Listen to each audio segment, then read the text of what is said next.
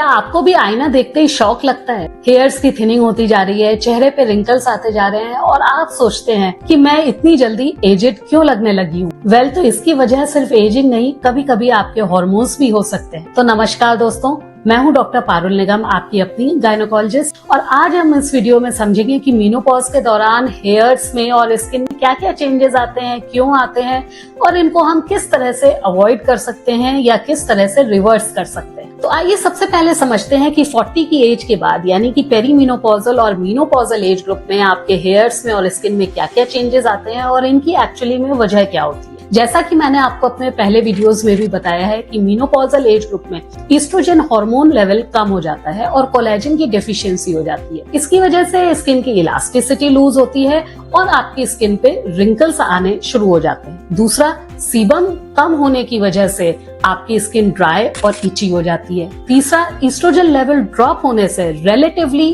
Testosterone का level high हो जाता है। इसकी वजह से आपको मेल पैटर्न बॉल्डनेस मिल सकती है, हेयर थिनिंग हो सकती है, आपकी हेयर लाइन रिसीड कर सकती है और चेहरे पे भी आपके हेयर्स की ग्रोथ हो सकती है। एंड फाइनली, आपकी क्योंकि स्लीप प्रॉपर नहीं हो पाती है, स्ट्रेस की वजह से स्किन डल हो जाती है और हेयर फॉल इंक्रीज हो जाता है। अगर ये सब चेंजेस आपको अपनी बॉडी में देखने को मिल रहे हैं तो ट्रस्ट मी, आप अकेली नहीं हैं। ये प्रॉब्लम बहुत कॉमन है और बहुत लोग इस प्रॉब्लम का सामना कर रहे हैं। तो सबसे पहले हम लोग बात करते हैं डाइटरी सोल्यूशंस के बारे में। स्किन का जहां तक सवाल है तो स्किन के लिए आपको सबसे पहले लेना है कोलेजन बूस्टर्स, जैसे कि मिल्क, एग्स, सोया प्रोटीन्स, आपका टोफू है, पनीर है, प्लस विटामिन सी जो आपको मिलता है साइट्रस फ्रूट्स जैसे कि लेमन्स और ऑरेंजेस में। दूसरा, आपको लेना है omega 3 fatty acid rich foods जो आपको मिलता है वॉलनट्स यानी कि अखरोट में, फ्लैक्स सीड्स में और कुछ फिश में। एंड तीसरा, 2.5 से 3 लीटर पानी आपको रोज पीना है। हेयर फॉल को प्रिवेंट करने के लिए सबसे पहला आपको अपने लिए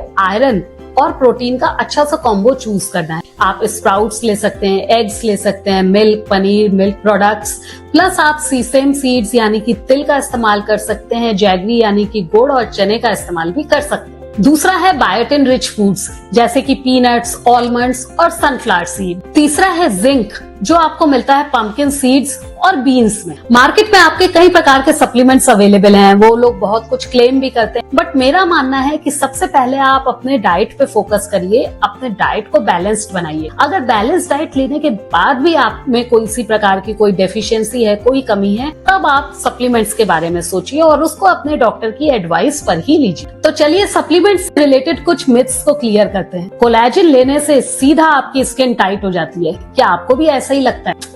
पर ऐसा नहीं है। कोलेजन भी एक टाइप का प्रोटीन है, वो आप खाते हैं तो वो आपकी बॉडी में जाता है, इंटेस्टाइन्स में डाइजेस्ट होता है, उसका ब्रेक डाउन होता है और वो अमाइनो एसिड्स बनते हैं। इसके बाद कहीं जाके वो आपके अमाइनो एसिड्स बॉडी में एब्जॉर्ब होते हैं। तो कोलेजन लेने से डायरेक्टली आपका स्किन टाइट नहीं होता है। आप अगर प्रोटीन रिच फूड लें और स्ट्रेंथ ट्रेनिंग लें, थोड़ा सा एक्सरसाइज करें, तो that gives you far better results. दूसरा कॉमन मिथ ये है कि बायोटिन का टैबलेट लेने से आपका हेयर फॉल तुरंत स्टॉप हो जाता है, बट ऐसा नहीं। बायोटिन सप्लीमेंट लेने का एडवांटेज सिर्फ और सिर्फ तभी है जब आपकी बॉडी में डॉक्यूमेंटेड बायोटिन की डेफिशिएंसी हो। अदरवाइज जितना भी एक्सेस बायोटिन आप लेते हैं वो सब आपका यूरिन में एक्सक्रीट हो जाता है। तीसरा मिथ ये है कि हेयर और स्किन के लिए एक मल्टीविटामिन का टैबलेट तो लेना ही चाहिए, पर सच तो ये है कि अगर आपका डाइट सफिशिएंट है, न्यूट्रिएंट रिच है और बैलेंस्ड है तो आपको एक्स्ट्रा मल्टीविटामिन सप्लीमेंट की जरूरत हर केस में नहीं होती है। इनफैक्ट एक्सेस मल्टीविटामिन लेने से आपके लिवर और किडनी पर लोड आ सकता है। तो ये तो था बॉडी को अंदर से स्ट्रॉन्ग बनाने के तरीके। अब हम बात करते हैं हेयर और स्किन की एक्सटर्नल केयर के बारे में।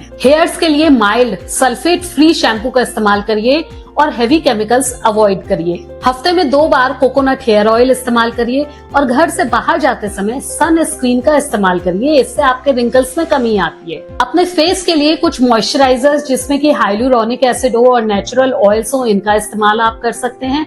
और इस बात का ध्यान रखिए कि अपने फेस को बार बार सोप से वॉश ना करें, क्योंकि इसकी वजह से नेचुरल जो आपके स्किन के ऑयल्स होते हैं वो रिड्यूस हो जाते हैं। अब हम बात करेंगे कुछ लाइफस्टाइल हैक्स के बारे में। सबसे ज्यादा इम्पोर्टेंट है 7 से 8 घंटे की नींद। ये आपके हेयर्स को और स्किन को ऑटोमेटिकली रिपेयर करता है। दूसरा, 10 से 15 मिनट का योगा और मेडिटेशन डेली, इससे आपका कोर्टिसोल लेवल रिड्यूस होता है और हेयर फॉल कम होता है। तीसरा, रेगुलर एक्सरसाइज।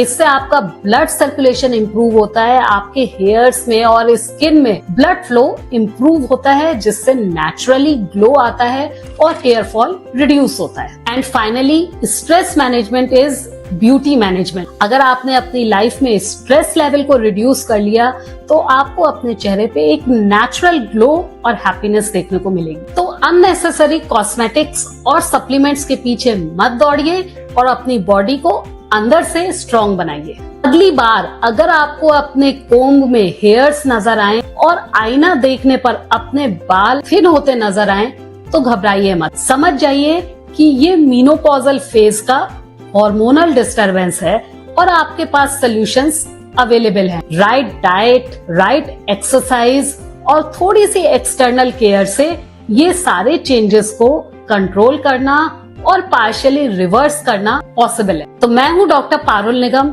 और मेरा हमेशा से ये मानना है कि prevention is always better than cure. तो कमेंट बॉक्स में मुझे लिखकर बताइए कि मीनोपॉज के दौरान आपका सबसे बड़ा स्ट्रगल क्या है, हेयर फॉल या स्किन पे रिंकल्स। तो आज के वीडियो में बस इतना ही। अगले वीडियो में फिर मिलेंगे कुछ इंपॉर्टेंट जानकारी के साथ। तब तक के लिए stay fit and stay healthy. Bye bye.